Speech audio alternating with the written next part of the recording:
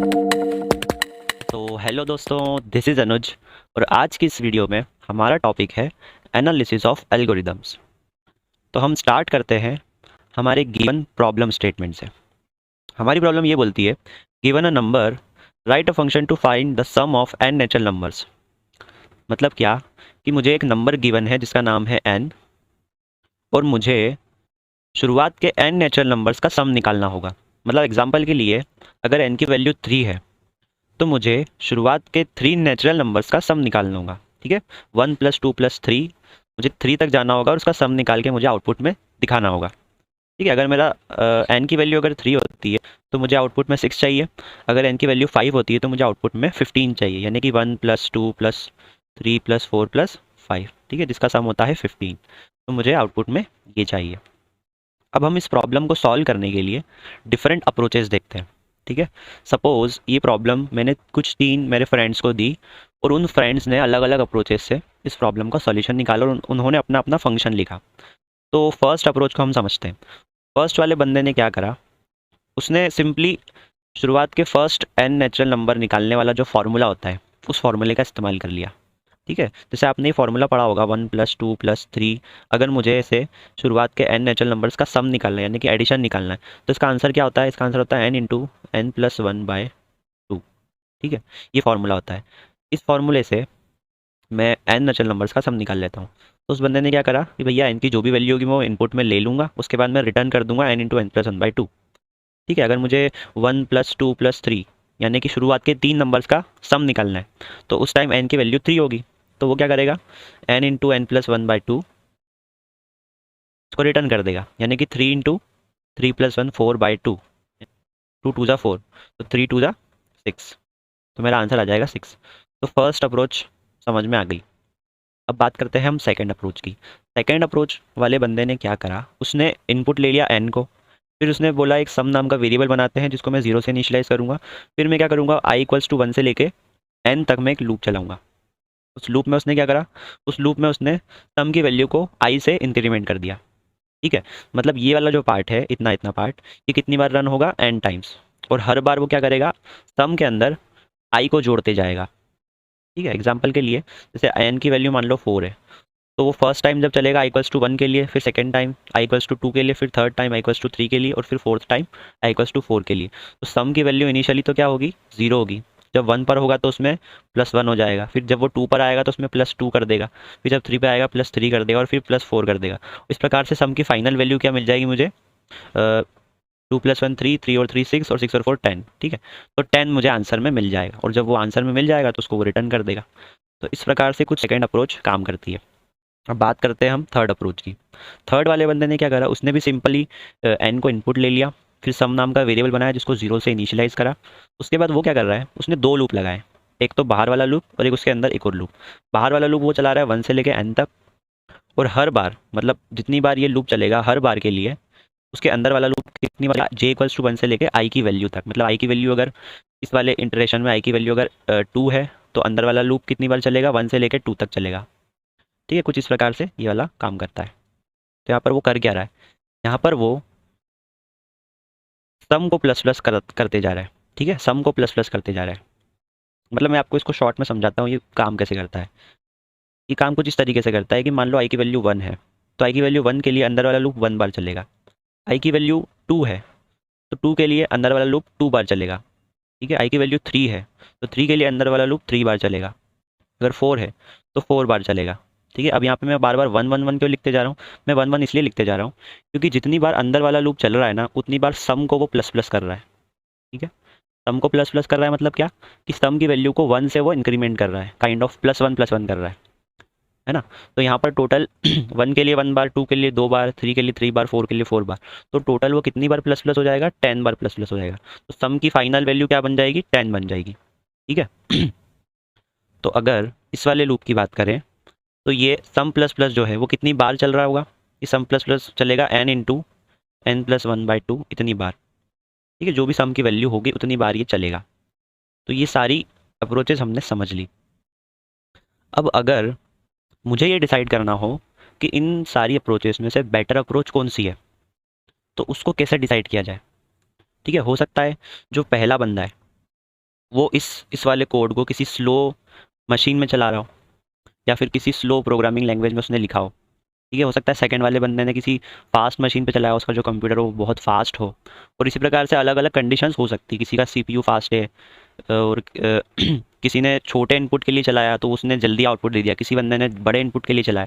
मतलब कोई बंदा बोल रहा है कि नहीं आप तो बस n बराबर 4 के लिए मुझे आंसर दे दो, है ना, तो उसकी एल्गोरिदम ने जल्दी आंसर दे दिया। और किसी बंदे ने बोला कि नहीं मुझे तो n बराबर 100 के लिए आंसर चाहिए, तो अब n बराबर 100 के लिए हो सकता है कोई सी एल्गोरिदम ज़्यादा टाइम ले रही हो। तो जब हम एल्गोरिदम्स या फिर अप्रोचेस को हमें डिसाइड करना होता है कि कौन सी बेटर, या फिर उनका कंपैरिजन करना होता है, उनका एनालिसिस करना होता है, तो हम एजम्प्टोटिक एनालिसिस का यूज़ करते हैं, जो कि इस्तेमाल होता है एल्गोरिदम्स के एनालिसिस के लिए। ठीक है, तो मुझे क्या करना होता है इसमें, बेसिकली हम करते क्या है, इसमें हम बेसिकली ये करते हैं कि मान लो कोई सी एल्गोरिदम है, तो वो एल्गोरिदम को अगर मैं इनपुट देते जा रहा हूँ, ठीक है, ये इनपुट है और ये है टाइम, तो अगर मैं इनपुट साइज़ को बढ़ाते जा रहा हूँ तो टाइम किस हिसाब से बढ़ेगा। ठीक है, अगर मैं इनपुट को बढ़ाते जा रहा हूँ तो टाइम किस हिसाब से बढ़ेगा। क्या वो एल्गोरिदम इनपुट बढ़ाते साथ टाइम को भी बहुत ज़्यादा लेने लग जाती है, या फिर वो इनपुट को बढ़ाते साथ टाइम को कॉन्स्टेंटली लेती है, मतलब इनपुट से कोई फ़र्क नहीं पड़ता, इनपुट कितना भी बड़ा हो लेकिन टाइम हमेशा उतना ही लगेगा। तो मैंने यहाँ पर तीनों फंक्शंस के लिए टाइम की एक्सप्रेशन लिखी हुई है। जो फंक्शन 1 है मेरा, वो ले रहा है कांस्टेंट टाइम। ठीक है, अब ऐसा क्यों, उसके लिए हम फंक्शन 1 को देखते हैं। फंक्शन 1 को अगर हम ध्यान से देखें तो उसमें क्या हो रहा है, उसमें n की वैल्यू कुछ भी हो, n की वैल्यू 10 हो, ठीक है, 100 हो, 1000 हो या 10,000 हो, कितनी भी बड़ी वैल्यू हो, इस फंक्शन में केवल एक लाइन लिखी हुई है, केवल एक बार उसको कैलकुलेशन करना है, उसको आंसर देना है। ठीक है, तो उसका मतलब क्या हुआ कि अगर n की वैल्यू कुछ भी हो, 1 हो, 2 हो, 3 हो या कितनी भी बड़ी हो, 10 लाख हो, 10,000 हो, कितनी भी बड़ी वैल्यू हो, इसको केवल एक ही बार काम करना है, ये केवल एक ही बार चलेगा और इसका काम खत्म हो जाएगा। तो क्या इससे टाइम पर कुछ फ़र्क पड़ेगा, अगर n कुछ बहुत बड़ा वैल्यू हो तो उससे टाइम पे कुछ फ़र्क पड़ेगा क्या, नहीं पड़ेगा। ठीक है, तो इसलिए फर्स्ट वाला जो फंक्शन है उसके द्वारा जो एक्सप्रेशन लिखी गई है वो कांस्टेंट है, मतलब c1 नाम का एक कांस्टेंट टाइम है जो ये बता रहा है कि फंक्शन 1 हमेशा कांस्टेंट टाइम लेगा। ठीक है, अगर मैं इसका ग्राफ भी ड्रॉ करूंगा तो उसका ग्राफ कुछ इस प्रकार से आएगा। ग्राफ हमेशा किसके बीच में ड्रॉ होता है, इनपुट साइज यानी कि n, और इधर आएगा टाइम। ठीक है, तो इसका जो ग्राफ बनेगा वो इस प्रकार से बनेगा, यानी कि कांस्टेंट ग्राफ। मतलब यहाँ पर n की वैल्यूज बढ़ते जा रही इस डायरेक्शन में, लेकिन ये जो टाइम की वैल्यू ये हमेशा कांस्टेंट रह रही है, ये ऐसे बढ़ नहीं रही है, ये हमेशा कांस्टेंट रह रही है। भले एन की वैल्यू यहाँ पर 10,000 हो जाए, लेकिन जो टाइम की वैल्यू है वो कांस्टेंट रह रही है। ठीक है, उसके बाद हम देखते हैं सेकेंड अप्रोच। हमारा जो सेकेंड फंक्शन था यानी कि fun2, वो कैसी अप्रोच है, लीनियर अप्रोच है। अब लीनियर क्यों, लीनियर इसलिए क्योंकि यहाँ पर इसकी एक्सप्रेशन कुछ इस प्रकार से लिखी गई है, c2n प्लस c3। अब इसको हम कैसे समझेंगे, उसके लिए हम हमारे फंक्शंस को वापस देखते हैं, अप्रोच 2 को। इसमें क्या हो रहा है, n की जो भी वैल्यू है उतनी बार ये लूप चलेगा, और उसके अलावा कुछ कांस्टेंट वर्क भी है जो चलेगा ही चलेगा। ठीक है, जैसे सम बराबर 0, ये वाली लाइन हमेशा चलेगी चलेगी, रिटर्न सम ये वाली लाइन भी हमेशा चलेगी चलेगी। तो ये तो हो गया कुछ कांस्टेंट वर्क जिसको हम बोल रहे हैं c3। और कुछ ऐसा वर्क है यानी कि लूप के अंदर वाला, और ये i++ वाला, और ये कंडीशन चेक होने वाला। ठीक है, ये कुछ ऐसा वर्क है जो डिपेंड करता है कि n की क्या वैल्यू है उस पर। तो अगर इस टोटल वर्क को होने में समय लगता है, मान लो कुछ कांस्टेंट टाइम लगता है c2, तो ये कितनी बार होगा, c2 होगा n बार, क्योंकि अगर n की वैल्यू 10 है तो ये 10 बार चलेगा, n की वैल्यू अगर 15 है तो ये 15 बार चलेगा। तो ये जो टाइम लग रहा है इस कांस्टेंट वर्क को होने में वो n बार चलेगा। तो इस प्रकार से इसकी टाइम एक्सप्रेशन की इस प्रकार से लिखाएगी, c2n प्लस c3। तो यहाँ पर c2 क्या है, वो वाला कांस्टेंट वर्क जो कि n बार होगा, और c3 क्या है, वो वाला कांस्टेंट वर्क जो कि n से जिसको कोई फ़र्क नहीं पड़ता वो होगा ही होगा। ठीक है, तो अगर मैं इस वाले फंक्शन की बात करूँ तो इसकी एक्सप्रेशन कुछ इस प्रकार से लिखाएगी, c2n प्लस c3। और इसी वजह से हम इसको क्या बोलते हैं, हम इसको लीनियर फंक्शन बोल रहे हैं या फिर लीनियर अप्रोच बोल रहे हैं। ठीक है, अब बात करते हैं अपन थर्ड वाले की। थर्ड वाले में क्या हो रहा है, यहाँ पर फर्स्ट वाला जो लूप है, मतलब आउटर लूप, वो तो n टाइम्स चल रहा है, और उसके अंदर वाला लूप कितनी बार चल रहा है, उसके अंदर वाला लूप चल रहा है n की वैल्यू पर डिपेंड होकर। ठीक है, मतलब क्या, कि अगर आई की वैल्यू 1 है, अगर आई की वैल्यू 1 है तो अंदर वाला लूप एक बार चलेगा, अगर आई की वैल्यू 2 है तो अंदर वाला लूप 2 बार चलेगा, अगर आई की वैल्यू 3 है तो 3 बार चलेगा, और इस प्रकार से ये आगे बढ़ेगा। तो अगर मैं बात करूँ ये कितनी बार चलेगा, तो ये चलेगा n into n plus one by two, इतनी बार। ठीक है, अब ये कैसे आया, ये ऐसे आया कि मुझे पता है अगर मान लो n की वैल्यू, मैं एग्जांपल लेता हूँ, अगर n की वैल्यू 4 है तो इसमें क्या होगा 1 प्लस 2 प्लस 3 प्लस 4, ये होना चाहिए। इसको ये करके से रहा है कि 1 के लिए 1 बार, 2 के लिए 2 बार, 3 के लिए 3 बार और 4 के लिए 4 बार। तो ये हो क्या रहा है, 1 1 1 जोड़ते जा रहा है सम में। ठीक है, और फाइनली इसका आंसर हमको मिलेगा क्या, इसका आंसर हमको 10 मिलेगा। तो क्या मैं ऐसा बोल सकता हूँ कि जो प्लस प्लस वाला जो ऑपरेशन था वो 10 बार चला। ठीक है, यहाँ पर अगर मैं इस वाले फंक्शन की बात करूँ, इस वाले फंक्शन की मैं बात करूँ, तो ये वाला जो ऑपरेशन है सम प्लस प्लस वाला, ठीक है, ये वाला जो ऑपरेशन है ये कितनी बार चल रहा है, n into n plus one by two, इतनी बार। ठीक है, उसके अलावा इसके अंदर कुछ कांस्टेंट वर्क भी है, जैसे ये वाला काम, ये हमेशा होना ही होना है, ये डिपेंड नहीं करता कि एन की क्या वैल्यू है। ठीक है, ये वाला काम होना ही होना है, एन की क्या वैल्यू डिपेंड नहीं करता। उसके अलावा ये वाला काम होना ही होना है। तो ये कुछ कांस्टेंट वर्क तो है ही सही, साथ ही साथ कुछ ऐसा वर्क भी है जो कि डिपेंड कर रहा है एन की वैल्यू पे। जैसे ये एन टाइम्स होगा, ये भी एन टाइम्स होगा, ये भी एन टाइम्स होगा, और ये भी इतनी टाइम्स होगा, n into n plus one by two. ठीक है, तो इसी कारण से मैंने इस वाले फंक्शन के लिए जो एक्सप्रेशन लिखी हुई है वो कुछ इस प्रकार से है। ठीक है, ये है इसकी एक्सप्रेशन। ये क्या बोलती है, C four N square plus C five N plus C six. अब ऐसा क्यों है, इसके लिए आगे रीज़न भी लिखा हुआ है। सिंस जो फंक्शन थ्री है वो कुछ इस प्रकार से काम करता है, वन, फिर वन प्लस वन, फिर one plus one plus one, फिर वन प्लस वन प्लस, इसे इस प्रकार से ये एन तक जा रहा है। तो यहाँ पर जो सम प्लस प्लस वाला ऑपरेशन है वो इतनी बार हो रहा है, n into n plus one by two. और जिसको अगर मैं थोड़ा सा सॉल्व करता हूँ तो मैं उसको इस प्रकार से लिख सकता हूँ, एन स्क्वायर बाई टू, यानी कि इसका अंदर मल्टीप्लाई कर दिया है मैंने, n square by two plus n by two plus some constant work. ये कॉन्स्टेंट वर्क कौन सा वाला है, ये कॉन्स्टेंट वर्क ये वाला है जो एन पर डिपेंड नहीं कर रहा है, ये ग्रीन वाला पार्ट। ठीक है, तो यहाँ पर जब मैं वन बाई टू को और यहाँ से कांस्टेंट को अगर मैं अलग से लिखना चाहूँ तो मैं इसके लिए फाइनल एक्सप्रेशन कुछ इस प्रकार से लिख सकता हूँ। ठीक है, इस वन बाई टू को मैंने कांस्टेंट सी फोर बोल दिया है, इस वन बाई टू को मैंने सी फाइव बोल दिया है, और बाकी सी सिक्स को मैंने कांस्टेंट बोल दिया है। तो ये हो गई मेरे तीसरी वाली फंक्शन के लिए जो टाइम का जो एक्सप्रेशन है वो। अब अगर मैं चाहता हूँ कि फंक्शन वन और फंक्शन टू को कंपेयर करना है तो मैंने यहाँ पर ग्राफ बनाया हुआ है। ठीक है, ये ग्राफ वही वाला ग्राफ है जो भी मैंने थोड़ी देर पहले बनाया था, जो कि इनपुट साइज और टाइम टेकन के बीच में बनता है। ठीक है, यहाँ पर हम देखते हैं क्या, हम इस चीज़ का एनालिसिस करते हैं कि अगर अगर जो इनपुट साइज है वो बढ़ रहा है तो टाइम कैसे बढ़ रहा है। ठीक है, तो सबसे पहले अपन बात करते हैं फंक्शन वन की, जो कि कांस्टेंट टाइम ले रहा था, जिसको एन की क्या वैल्यू, इससे कोई फ़र्क नहीं पड़ता, वो हमेशा कांस्टेंट टाइम लेगा। तो मान लो वो किसी काम को करने के लिए 10 टाइम ले रहा है। ठीक है, सी वन बराबर 10 है, मतलब सी वन की वैल्यू 10 है, तो इनपुट की साइज़ कुछ भी हो वो तो हमेशा 10 टाइम लेगा, यानी कि उसका ग्राफ कुछ इस प्रकार से कॉन्स्टेंटली आगे बढ़ रहा होगा। लेकिन हमारी जो सेकेंड अप्रोच है वो लीनियर अप्रोच थी, यानी कि फंक्शन टू जो है वो C two N plus C three, मतलब वो एक लीनियर उसकी एक्सप्रेशन है। ठीक है, तो उसमें क्या हो रहा है कि जब इनपुट बढ़ रहा है, इनपुट की साइज़ जब बढ़ रही है, तो उसके उस वाले जो अप्रोच है, जो सेकेंड वाली अप्रोच है, उसके द्वारा लिया गया जो टाइम है वो लीनियरली आगे बढ़ेगा। ठीक है, तो यहाँ पर हम ऐसा देख सकते हैं, हम ऐसा ऑब्जर्व कर सकते हैं कि there is a certain point, एक पॉइंट है जिसके पहले अगर हम बात करें, इसके पहले जो समय था वो फन टू कम ले रहा था। ठीक है, फंक्शन टू जो है इस पॉइंट के पहले, अगर मैं इस वाले एरिया की बात करूँ तो फन टू जो है वो कम समय ले रहा था, यानी कि फन टू ज़्यादा फास्ट काम कर रहा था।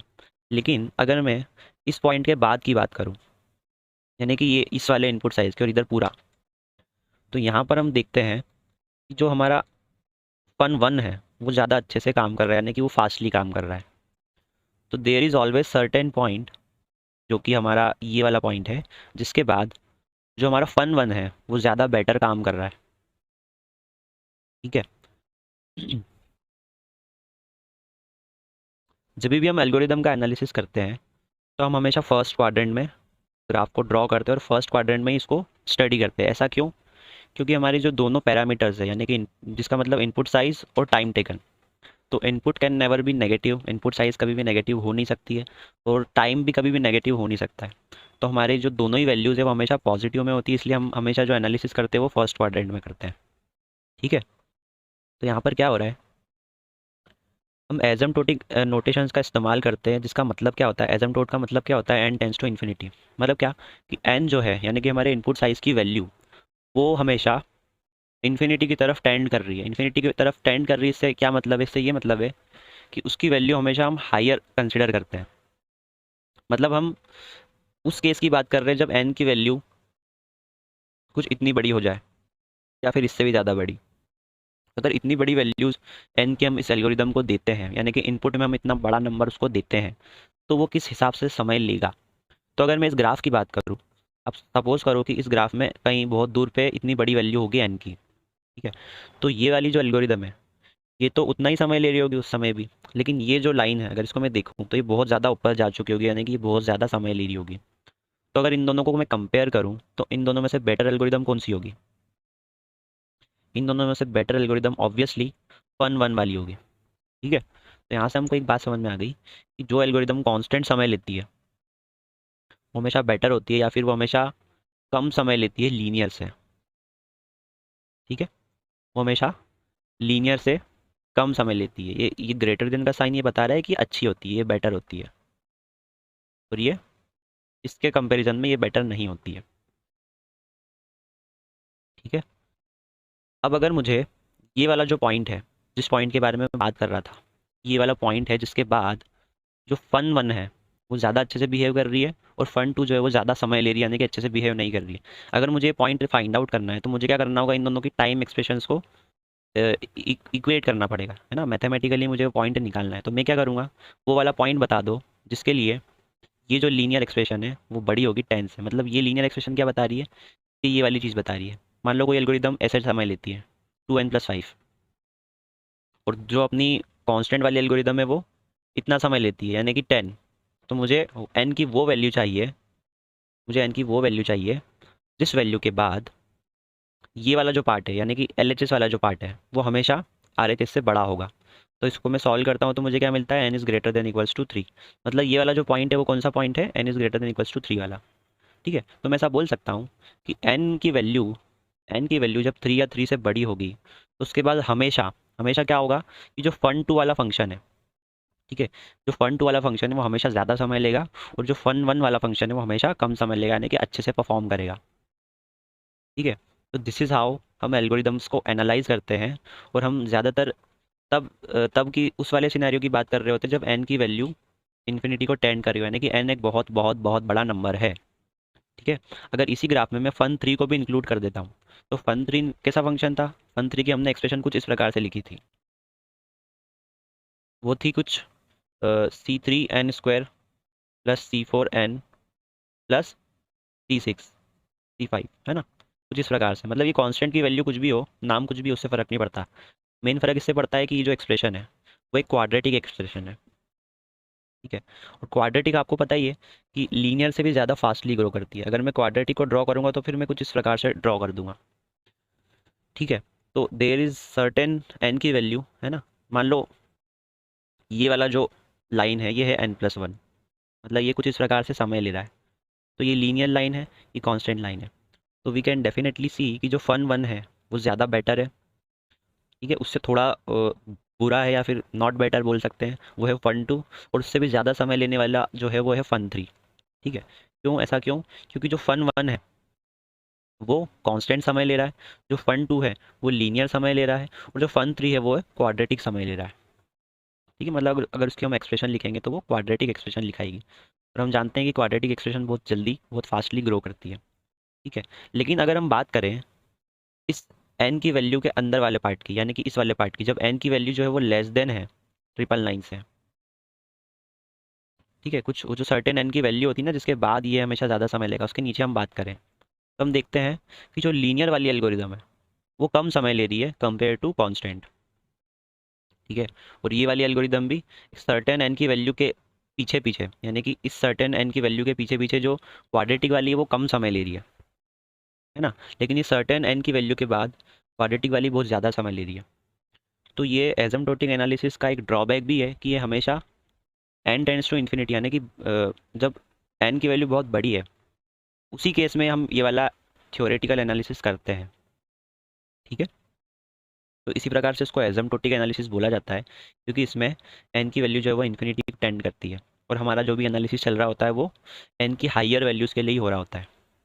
ठीक है, यहाँ पे अगेन हमने ये वाली जो वैल्यू थी वो थी 1000, यानी कि इसके द्वारा लिया गया जो कांस्टेंट समय था वो था 1000, और यहाँ पर हमने क्या कर दिया, इस वाली एक्सप्रेशन को हमने बोल दिया कि ये है n+1। तो हमने वो वैल्यू फाइंड कैसे करी कि भैया n+1 जो है वो 1000 से कब बड़ा होगा। सिंपल, जब n जो है वो 999 से बड़ा होगा।